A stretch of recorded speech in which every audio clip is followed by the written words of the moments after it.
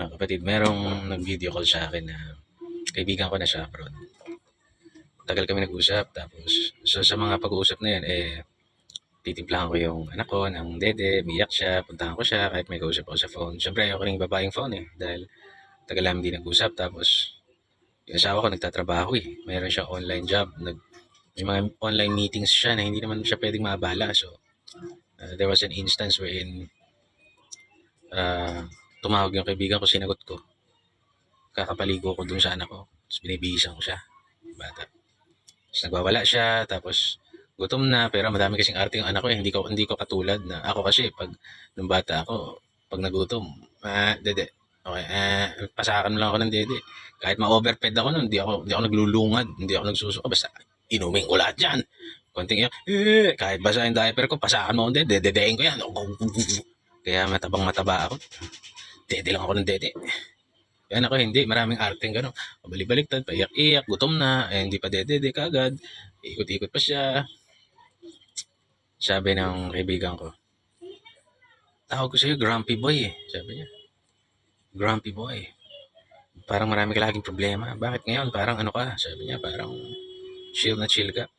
Sabi niya, mairitahin ka Ayaw mo na nagugulo. Traditional man ako I need to have my quiet time. I need to smoke sa isang sulok. Nagkakape sa isang sulok. Pero ikaw, kahit anong ginagawa mo, puta, sinagot mo pa yung tawag ko. Yung bata, kalmadong-kalmado ka lang. Sabi ko, ang pinakamalaking challenge sa akin dito yung puyat na ako tapos may nararamdaman ako. Kasi may muscle spasms ako o kaya yung dehydration, sobrang sakit ng ulo ko tapos hindi ka makainom man lang dahil tuloy-tuloy yung ginagawa mo o bit-bit mo yung bata o kakapalambot mo lang ng karne, magluluto ka tapos biglang dumit yung bata, palit ka ng diaper tapos balikan mo yung karne tapos gutom pa pala yung bata, titimplahan mo. Para akong baliw na di ko alam kung paano ko hatiin yung katawan ko minsan. Pero, tapos may masakit sa'yo. Tayo na yung tuhod mo, luluhod ka, masakit. Yung ulo mo masakit. Putang ina, masakit na masakit lahat ng... Yung ulo ko parang binibiyak. Putang ina. Pero, anak, nagagalit na ako. Wait lang, nagagalit na ako.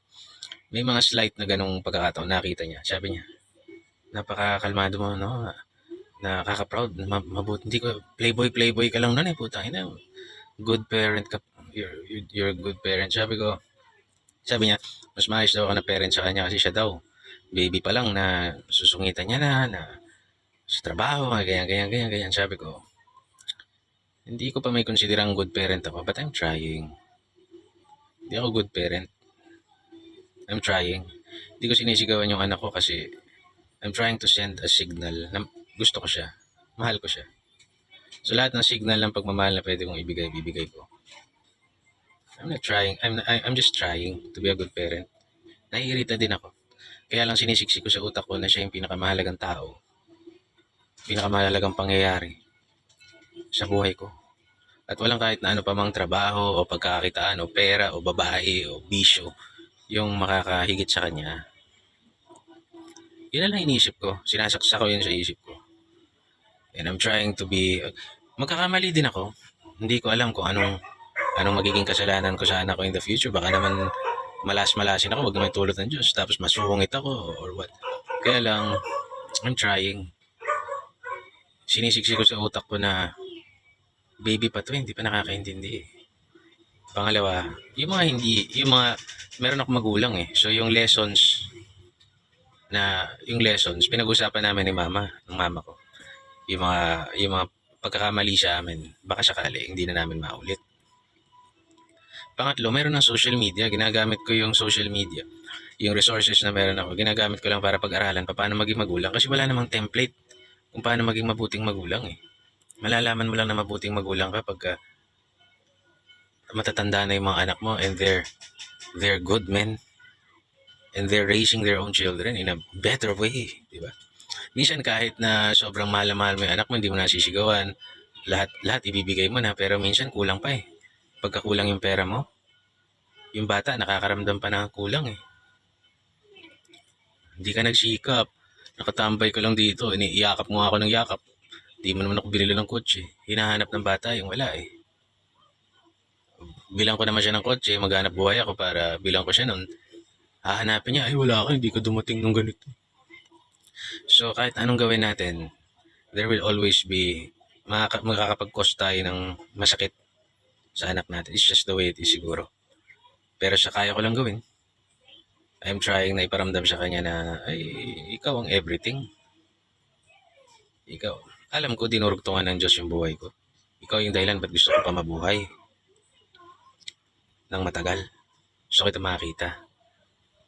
Diba? Gusto kita makaka-boxing paglaki mo. Tignan ko kung kaya mo na ako.